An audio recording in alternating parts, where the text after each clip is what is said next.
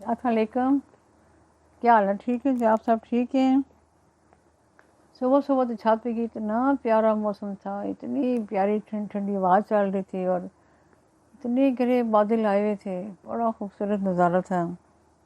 2-3 घंटे ऐसे रहा, फिर कुछ गर्मी होगी, फिर असर के टाइम फिर बादल आए हैं, फिर थोड़ी बारिश हुई है और फिर आप सो रहे हैं। देखो ना, सारी अल्लाह की शान है। एक मौसम से कितने मौसम उसके चल रहे हैं।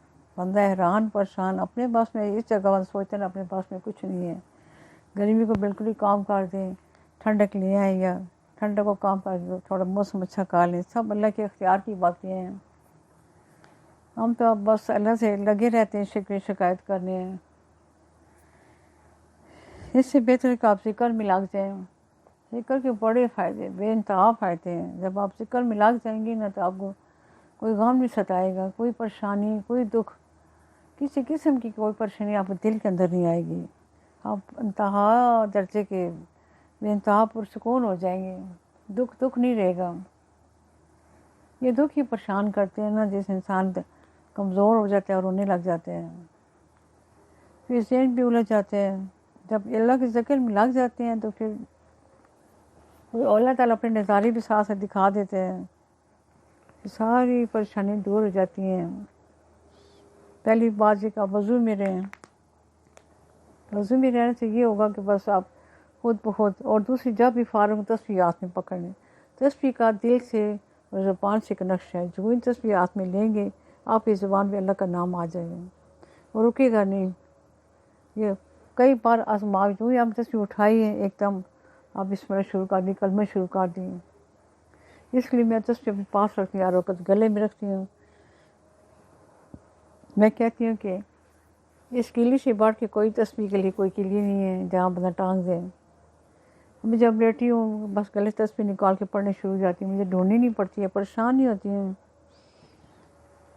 तो इससे ये बड़ी आसानी होती है।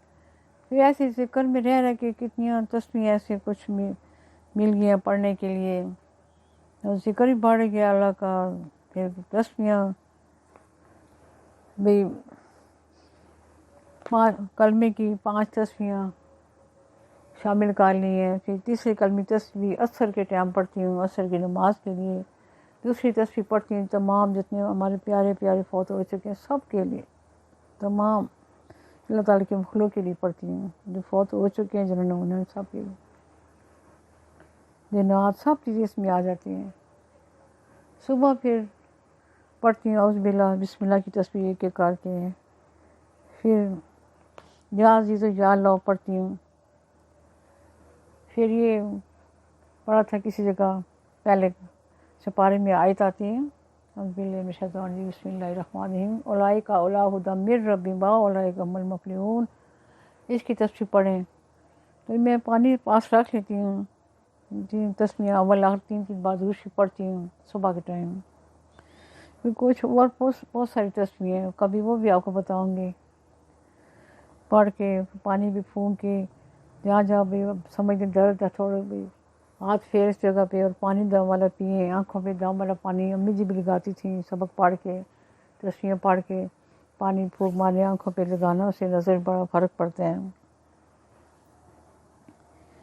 अम्मी अब्बा की ज़िंदगी ऐसी गुजरी, शुक्र अल्लाह ताला ने इतनी अच्छी ज़िंदगी हमारियाँ बना गए हैं कि हम दुख में होते हुए भी दुख को महसूस नहीं कर सकते हैं। बस अल्लाह की तरफ ज़िक्र में ला के हैं, दिन भी अच्छा गुजरता है, ढेरों काम भी खा लेते हैं, और चेहरे पे भी हमारे सुकून नज़र आएगा। किसी को कोई परेशानी नज़र नहीं आएगी। हमारे चेहरे ऐसे बन गए हैं अल्लाह की इबादत ज़िक्र करने से और नीयतें साफ़ रखने से। दिल में दूसरे के लिए मोहब्बत रखें, गुस्सा न करें, बस जो हो गया सो हो गया। जब ज़िक्र में बंदा लग जाता है ना, तो फिर उसे दिल में नफ़रत नहीं आती है, नफ़रत का सवाल ही नहीं पैदा, आई हो वो भी निकल जाती है। जब आप अल्लाह की तरफ लग जाएंगे, अल्लाह की तरफ आपकी तरफ मुतवज्जो हो जाएगा, तो फिर एक आपको छतरी मिल उसी से आप बैठ गए हैं। आपको आप किसी ना तेज़ धूप का डर है ना तेज़ बारिश का। अल्लाह की जैसे छतरी मिल जाए। एक जगह ये भी मैंने दुआ पढ़ी थी, ऐ अल्लाह हम सबको अपनी छतरी तले रख। कितनी प्यारी दुआ है, ऐ अल्लाह हम सबको अपनी छतरी तले रख। और भी بڑی دعائیں ہیں.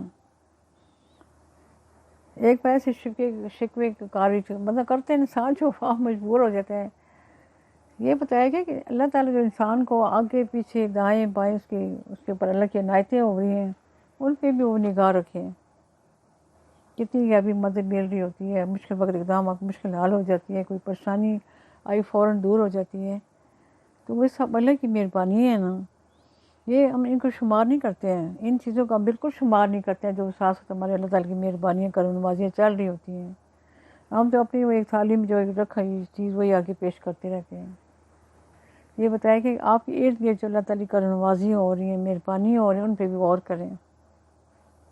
کتنی بڑی بات ہے, کتنے دل کو سکون مل جاتا ہے, انسان ہوش حواس کی دنیا میں آ جاتا ہے. اور ہوش حواس بہت ضروری ہیں. ذکر میں رہیں گے کوئی جھگڑا نہیں رہے گا, کوئی غصہ نہیں رہے گا, کوئی نفرت نہیں آئے گی, آئی نفرت بھی ختم ہو جاتی ہے. یہ سب اس کی اپنی کرم نوازی ہیں. اور کوئی دکھ نہیں لگتا, کوئی غم نہیں لگتا, انتہائی مطلب پرسکون. پھر اسے انسان کا اللہ سے ایک بہت گہرا رابطہ ہو جاتے ہیں. آپ بھی کر کے دیکھیں, انشاءاللہ آپ کو خود بخود بہت سی چیزیں بہت سی باتیں محسوس ہوں گی کہ بڑی کرم نوازی ہیں. ہم لوگ نادان ہیں, بھولے رہتے ہیں, اپنے حساب کتاب میں لگے رہتے ہیں. اللہ تو بھی حساب دینے والے ہیں, اس نے بھی کوئی حساب نہیں رکھا ہے, وہ سب کو دیتے ہیں. جو اس کے آگے جھکتے ہیں ان کو بھی دے رہا ہے, جو نہیں جھکتے ہیں ان کو بھی دے رہے ہیں. جو جس ذکر میں ہے اس کو بھی دے رہا ہے, جو نہیں اس کے ذکر میں, اس کا تو کام ہے دینا ہی دینا, اور بندے کا کام ہے لینا ہی لینا. جتنی مشکلات میں زندگی گزری ہے اللہ تعالیٰ کی مہربانی سے مشکلیں نہیں تھیں, آسانیاں تھیں. دل مطمئن تھا اللہ کے کلام سے. کبھی کوئی یقین کرے آج تک میں نے کبھی کسی کپڑے نہیں دیکھے, کسی کے زیور کو نہیں دیکھا, آنکھ اٹھا کے بھی نہیں دیکھا. نہ میرا دل چاہیے نہیں کہ دل میں کبھی ایسی بات ہی نہیں آئی. اپنے حال میں خوش, اپنے حال میں مطمئن. بڑی اللہ کی مہربانی سے بڑی اچھی گزری ہے. میں سمجھ میری زندگی بڑی ٹھاٹھ سے گزری. دل مطمئن ہو گیا تو سب کچھ خیر ہی خیر ہوگی نا. لالچ ہرس دل سے نکل گئی تو پھر تو زندگی میں آسانیاں ہی ہوگی نا. مولانا رومی کا سناتی ہوں آپ کو. حضرت سلمان علیہ السلام کی بادشاہ کا اعلان جب اس سرزمین پر ہوا تو چرندوں کے ساتھ پرندے بھی اطاعت کے لیے بارگاہ عالی میں حاضر ہوئے. انہوں نے حضرت سلمان علیہ السلام کو زبان دان اور مہر و راز پایا تو جان و دل سے آپ حضرت سلمان پر فدا ہو گئے.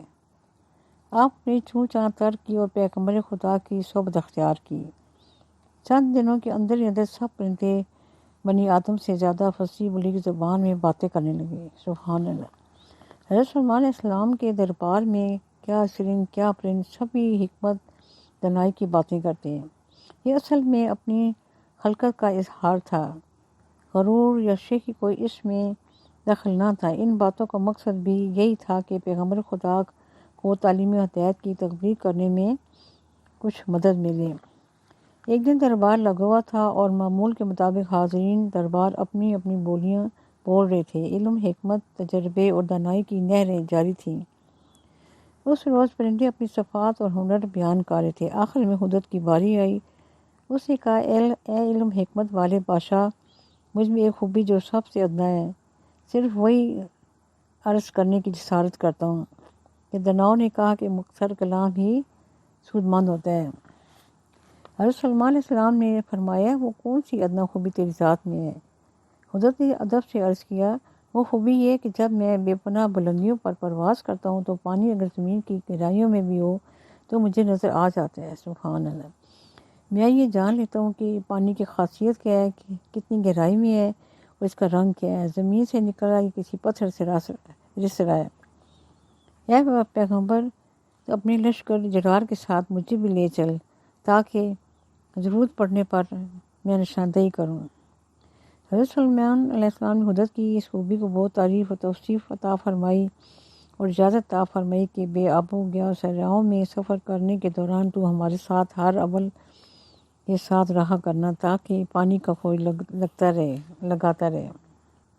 یہ بری عادات والے کوے نے جب یہ سنا کہ حضرت کو ہر اول میں شریک رہنے کا اعزاز حضرت سلیمان علیہ السلام کی جانب سے عطا ہوا ہے تو مارے رشک حسد کے سیاہ پڑ گیا، انگاروں پر لوٹنے لگا۔ فوراً پیغمبر خدا کے سامنے آ کر کہا، اس حدت نے تو آپ کے حضور سخت گستاخی کی اور قطعی جھوٹا دعویٰ کیا ہے، اسے جھوٹ اور غلط بیانی کی سزا دی جائے۔ اس سے پوچھیے کہ اگر تیری نظر ایسی تیز ہے کہ زمین کی گہرائیوں میں چھپے پانی کی خبر لاتی ہے تو پھر تجھے ذرا سی خاک میں چھپا ہوا وہ پھندا کیوں نہیں نظر آتا جو شکاری تجھے پھانسنے کے لیے لگاتا ہے؟